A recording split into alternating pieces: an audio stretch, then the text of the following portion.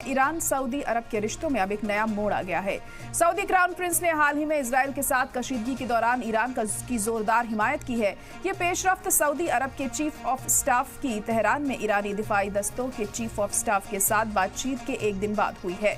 रियाज में अरब समिट में MBS ने इजरायल पर निशाना साधा। उन्होंने कहा कि ईरान के खिलाफ उसका जारहाना रुख उसके वक़ार की खिलाफ वर्जी है। गाजा पर इजरायली हमले के बाद से ये किसी सऊदी अफसर की तरफ से इजरायल की गई सबसे सख्त तंकीद है।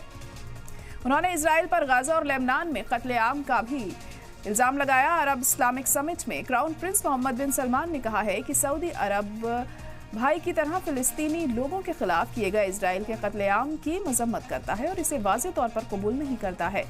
सऊदी लीडर ने वेस्ट बैंक और गाजा से इजरायल की पूरी वापसी की मांग की है और इस दौरान सऊदी अरब के वजीर खारजा ने गाजा में जंग ना रोक पाने को आलमी बिरादरी की नाकामी बताया और इजरायल पर इस इलाके में भुखमरी पैदा करने का इल्जाम लगाया है। इस दौरान उन्होंने कभी दुश्मन रहे ईरान के साथ ताल्लुकात में सुधार का इशारा दिया और इजरायल को ईरानी जमीन पर हमला न करने की वार्निंग दी। सऊदी अरब और ईरान ने 7 साल के बाद डिप्लोमेटिक ताल्लुकात को सुधारने और बहाल करने पर इत्तेफाकी राय जाहिर की है। चीन की तरफ से किए गए इस मुआहिदे को खलीजी ममालिक को मुस्तहकम करने की सिमत में ये बड़ा कदम माना जा रहा है, जो लंबे वक्त से यमन और सीरिया समेत की प्रॉक्सी वॉर में उलझा हुआ है।